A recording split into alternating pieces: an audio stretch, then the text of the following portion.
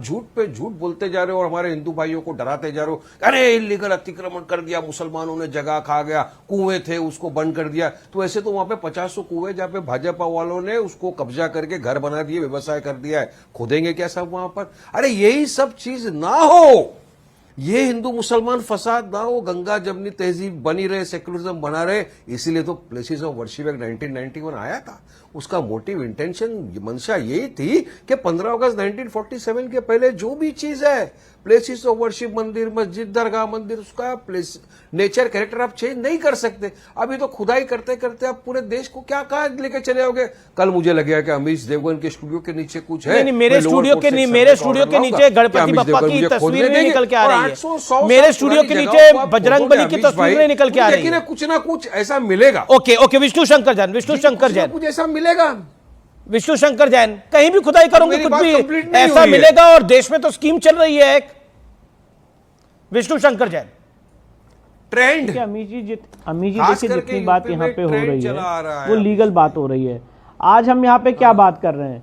आज अगर आप इस पूरे केस को एग्जामिन करेंगे तो हमने कोर्ट के सामने और आपके सामने भी, और मुझे लगता है आपने भी अपने चैनल पे उसको प्रस्तुत किया था, एक काफी प्राचीन नक्शा है संभल का, जिसमें 68 कुएं वहां पे मिलते हैं और कैसे यहाँ पे अलग अलग मंदिर हुआ करते थे, ये तीर्थ क्षेत्र हुआ करता था। ये सारी बातें पौराणिक नक्शे से साबित होती हैं। आज जो वहाँ पे मंदिर मिला है, हनुमान जी की मूर्ति मिली है, शिवलिंग बरामद हुआ है, जो कुएं से माँ पार्वती की, गणेश जी की, माँ लक्ष्मी की जो मूर्तियां मिली हैं, ये सब ये साबित करती है कि पूरा एक तीर्थ क्षेत्र का परिसर था जिसको गलत ढंग से वहां पे कब्जा किया गया है। और मैं एक बात और कहना चाहता हूं अमीश जी, आप देखिए इस देश की कितनी बड़ी विडंबना है, और मैं आपके चैनल से बात रखना चाहता हूं। आज श्री कृष्ण जन्मभूमि का केस ऑनरेबल इलाहाबाद हाईकोर्ट में लगा था, उस मामले की सुनवाई नहीं हो पाई, जबकि ऑनरेबल इलाहाबाद हाईकोर्ट ने कह रखा है कि यहाँ पे प्लेसेस ऑफ वर्शिप एक्ट लागू नहीं होता है क्योंकि ये एंशिएंट प्रोटेक्टेड मॉन्यूमेंट है एएसआई एक्ट 1958 के तहत। उसके बाद भी उसकी सुनवाई नहीं हो पाई। क्यों? क्योंकि आपने एक दुष्प्रचार कर दिया है कि प्लेसेस ऑफ वर्शिप एक्ट से सारे केसेस बाधित हैं। सुप्रीम कोर्ट ने 12 दिसंबर पे इसको रोक लगा दी है। अब आप देखिए अमीश जी, मैं कितनी आपको महत्वपूर्ण बात बताना चाहता हूं। सुप्रीम कोर्ट में जो संभल की मस्जिद कमेटी है, उन्होंने 28 नवंबर को मामला मेंशन किया। सुप्रीम कोर्ट ने अगले ही दिन इस मामले को लगाया 29 नवंबर को, और 29 नवंबर को सुप्रीम कोर्ट ने सिविल जज सीनियर डिवीजन के ऑर्डर पर रोक लगा दी और यह कहा कि आप हाईकोर्ट जाइए। अभी जब मैं आपसे सामने बात कर रहा हूं, अभी तक अमीश जी हाईकोर्ट नहीं गए, हाईकोर्ट में कोई याचिका नहीं दायर की है।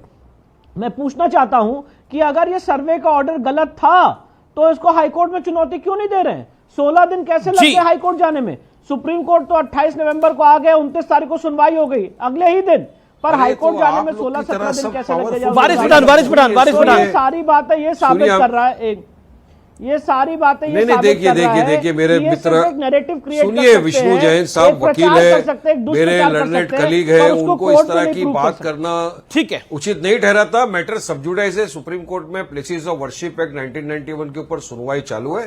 सुप्रीम कोर्ट ने एक आदेश दिया है कि सर्वे पे रोक भी लगी है और कोई इस तरह के नए केस फाइल ना करे मस्जिद मंदिर के विवाद को लेकर। सुप्रीम कोर्ट ने साफ तौर से कहा है। बात मान रहा हूं कि सुप्रीम कोर्ट ने 12 दिसंबर को रोक लगाई है।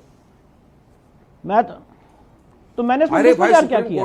मैं तो ये बात मान रहा हूं कि सुप्रीम कोर्ट ने 12 दिसंबर को आदेश दिया है, सर्वे पे रोक दिया है, सर्वे पे रोक है। सुप्रीम कोर्ट ने आदेश दिया है कि नए कोई केस फाइल नहीं हो सकते। आदेश दिया है सुप्रीम कोर्ट ने। उसके बावजूद आप लोग को जाके खुदाई करना है। क्या सुप्रीम कोर्ट की अवमानता नहीं है क्या? ये आप विष्णु जी, आप लॉयर हैं, सुप्रीम कोर्ट में आप पेशकश है, वहां पे सुप्रीम कोर्ट का जज अगर देखेंगे तो क्या बोलेंगे कि हमारे सामने आर्गुमेंट करने वाला वकील। तो विष्णु शंकर जैन आपकी मान्यता है, आप कह रहे हैं कि आपके पास ये तथ्य है कि संबल एक तीर्थ क्षेत्र होता था, भगवान विष्णु का स्थान था। एक सेकेंड, और ये इतिहास और पौराणिक कथाओं में भी है। एक सेकेंड क्यों आया था प्लेसेस ऑफ वर्शिप एक्ट 1991? सुनिए अमीश भाई, सुनना पड़ेगा, इंपॉर्टेंट मैसेज है। नहीं, बिल्कुल आपकी बात को सुना गया है, आपकी बात को सुना गया है। मैं विष्णु शंकर जैन आपके पास आ रहा हूं, और उससे पहले एक सवाल आपसे पूछना चाह रहा हूं। एक सेकंड, मैं बिल्कुल आपको वारिस आगे मौका दे रहा हूं। विष्णु शंकर जैन, आपके अनुसार संबल एक तीर्थ क्षेत्र था, वो भगवान विष्णु का स्थान था, और उसकी डेमोग्राफी बदली गई है और उसका ऐतिहासिक और पौराणिक महत्व है इस शहर का।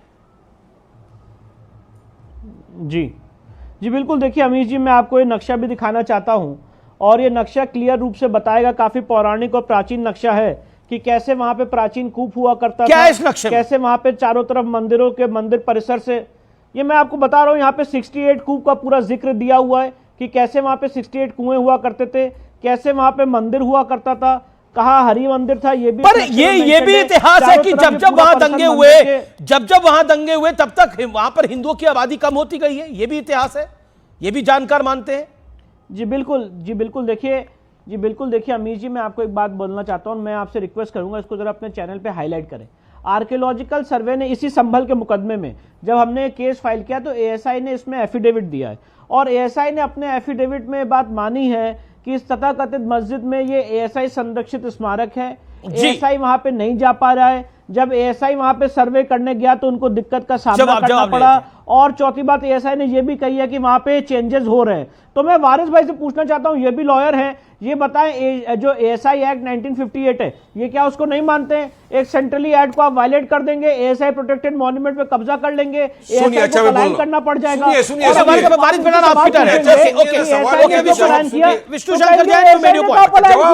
किसने रोका एएसआई को यहाँ? अरे जवाब तो सुनो मेरे दोस्त, जवाब सुनो। जब पार्लियामेंट में चर्चा हुई थी ना प्लेसेस ऑफ वर्शिप एक्ट 1991 जब बना था, चर्चा में सारी चीजों को मद्देनजर रखते हुए बीजेपी उस पार्टी हिस्सा थी चर्चा का। उसके बाद ये कानून बना कि आप नेचर कैरेक्टर चेंज नहीं कर सकते, स्टेटस को खत्म। अब हिंदू मुस्लिम फसाद नहीं चाहिए, मंदिर मस्जिद फसाद नहीं चाहिए, सेकुलरिज्म को बरकरार रखना है, प्लुरलिज्म को बरकरार रखना है, नफरत खत्म करना तो इस एक्ट की मानना पड़ेगा। इसलिए तो कानून आया था। जी स्वामी दीपांकर निकाल के जाएंगे सुप्रीम कोर्ट में। एक स्वामी दीपांकर, सेकुलरिज्म को बरकरार रखने के लिए, हिंदू एकता को बरकरार, हिंदू मुसलमान एकता को बरकरार रखने के लिए, गंगा जमुनी तहजीब को बरकरार रखने के लिए 1991 के एक्ट को मानना चाहिए और ये मंदिर के अवशेष, ये मूर्तियां ढूंढनी बंद होनी चाहिए। अब मूर्ति कोई ढूंढे या ना ढूंढे, अगर जो स्वयं से ही मिल जा रही है तो मैं समझता हूं कि इसमें तो किसी को अतिशयोक्ति नहीं होनी चाहिए अमीश भाई। और रही बात डेमोग्राफी की, तो मैं कहूंगा कि 9 राज्य, 200 जिले और 1500 तहसील की डेमोग्राफी बदल चुकी है, ऑलरेडी बदल चुकी है। उसमें संबल भी एक है, इसमें कोई दो मत नहीं। मगर रही बात एक ही तरफ से हर चीज हो, यह सहमत नहीं। वारिस भाई ने अपनी बात कही, तथ्य के साथ कही, मगर एक ही जगह से भाईचारा आप चाहें तो संभव नहीं। एक ही जगह से आप चाहें कि गंगा यमुनी तहजीब बनती रहे, गंगा भी हमारी, यमुना भी हमारी, ये तहजीब कहां से आ गई समझ से बाहर है। मगर इतना सा जरूर कहूंगा कि आज वारिस भाई हो या अमीक भाई हो, हम सब निसंदेह एक संवाद का हिस्सा हो सकते हैं, मगर दिल से हम कितना संवाद कर पाते हैं या दिल से हम कितना आगे बढ़ पाते हैं, उसका नजरिया मात्र एक छोटा सा यह है कि कितने लोगों ने बांग्लादेश में हो रही घटना के प्रति यहां पर भाईचारा निभाते हुए लाखों हजारों लोगों की भीड़ सड़कों पर उतरी। कोई एक प्रमाण बताइए, मात्र टीवी पर झूठी निंदा करने के अतिरिक्त, मात्र टीवी पर बोलने के अतिरिक्त कौन सी ऐसी भीड़ उतरी फिलिस्तीन का बैग लेकर खड़े होने वाले लोगों की? फिलिस्तीन का पार्लियामेंट में हमारे पार्टी प्रेसिडेंट ओवैसी साहब ने इस बात के ऊपर, ठीक है, मैं वारिस आपको मौका दूंगा। अभी जोशी एक बारी भी नहीं बोले हैं, अपनी एक सेकंड, अपनी टर्न पे, ओके, अपनी टर्म पर बोले, अपनी टर्म पर बोले। फिलिस्तीन का बैग लेकर खड़े होने वाले संसद में कोई एक बांग्लादेश के हिंदुओं के लिए प्रस्ताव पास किया गया कि यूएन के ऊपर दबाव बनाया जाए?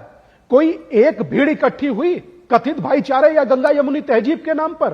कोई एक भीड़ आपने आज तक देखी वारिस भाई कश्मीर पे हुए नरसंहार के मामले में? कोई एक भीड़ इकट्ठी हुई आपने देखी राम गोपाल मिश्र को गोली मारने में? 4 महीने हुए थे शादी को, उसके नाखून निकालकर दर्दनाक हत्या करने में? कोई एक तस्वीर देखी जो उधर से एक शब्द बोले कि 80 करोड़ लोगों का भी कोई नाम लेवा है?